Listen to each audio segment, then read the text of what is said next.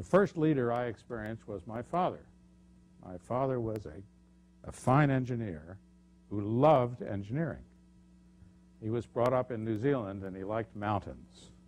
And he said, I want to be an engineer in the mountains. What am I going to do? Well, he became a civil engineer, an expert in building dams, designing and having dams built. It's clearly a kind of engineering that you only do in the mountains. And he figured if he stayed in New Zealand, he might be involved in 2 such projects over his career. So he came to the U.S. and tamed the Snake River. And as I was a boy, growing up, at the dinner table conversation, as often as not, was about engineering topics. And it was quite clear to me that he loved the work, that that was his life. And I copied that. I listened carefully to that. And it has been my life.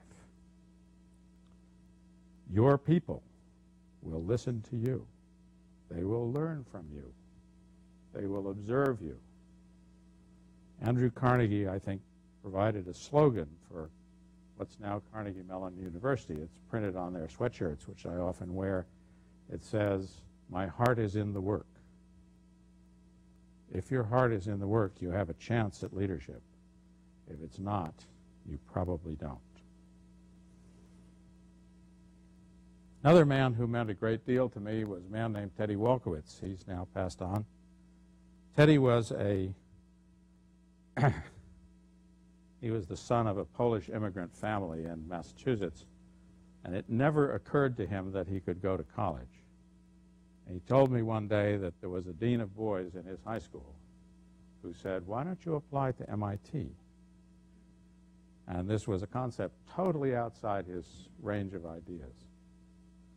Well, he went to MIT, and it turned out he was very good at it. He ended up getting a PhD in aeronautical engineering. And then he got what probably was a most remarkable break. He went into the Army Air Corps, and they assigned him as the aide to von Karman, who was the great airplane designer of World War II. And he spent all of World War II traipsing around after von Karman, carrying his bags and whatever, and learning. And after the war, he went into the venture capital business, worked for Venrock for many years. That's how I met him. He invested in the company that I started and was on our board for many years. And he said something which I will never forget. He said, focus on the substance of the matter. That what's really important is doing a good job. What's really important is quality of the activity. What's really important in the product is that it serve the customer and that it keeps serving the customer. Sun had a terrible time a few years ago with reliability. Unbelievable problems.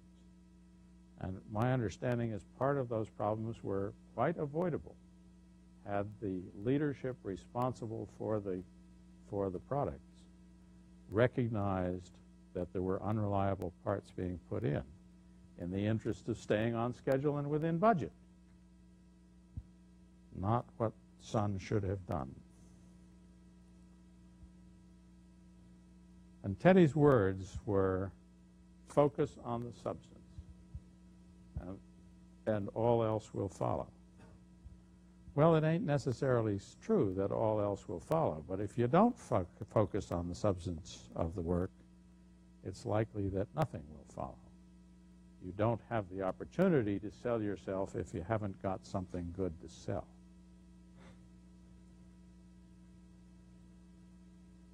Wolkowitz had an important failing. And in all the years that he helped entrepreneurs make lots of money, he made some himself.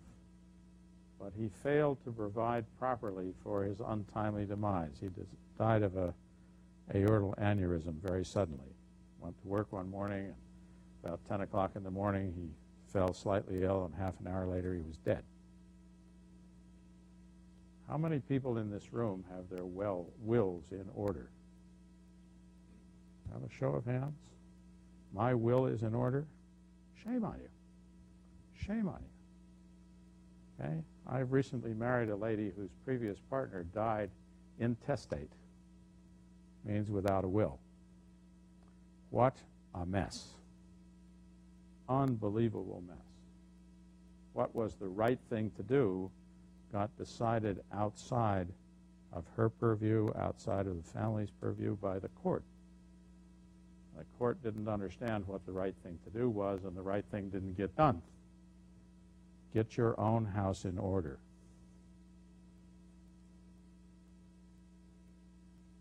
It's part of the substance of being a responsible individual.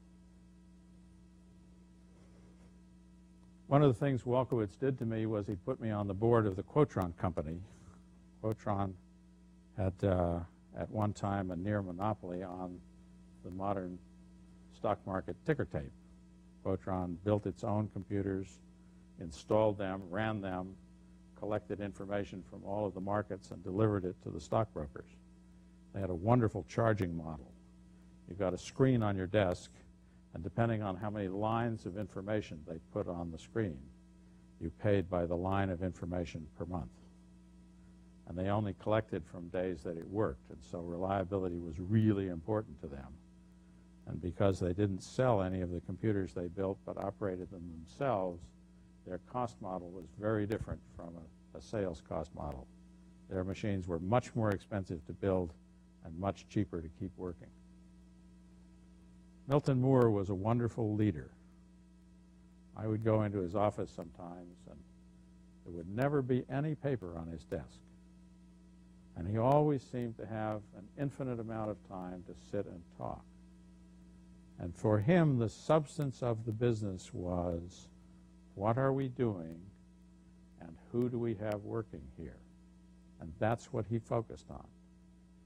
He didn't manage the business. He led the business. And he led the business from a small company to a leading financial giant, basically. He used to send out reports to the board every month. And it was perfectly clear how these reports were made. He had 5 direct reports, the people who worked for him. He had a financial guy, he had a sales guy, he had an engineering guy, he had a manufacturing guy. I forget who would the 4th one be. Do you remember? Anyhow, I had 5 direct reports. And the report that he sent to the board each month was clearly a staple job.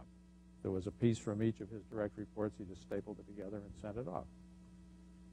But he was very concerned with who are those 5 people and how are they performing. He knew them very, very well. He knew what they were doing. He knew what their issues were, what they were good at, what they were not good at. Okay? He knew them, and they all respected him. It was a person-to-person kind of business. He led them because he knew them. This is a very important piece of leadership. You have to know the people that you lead.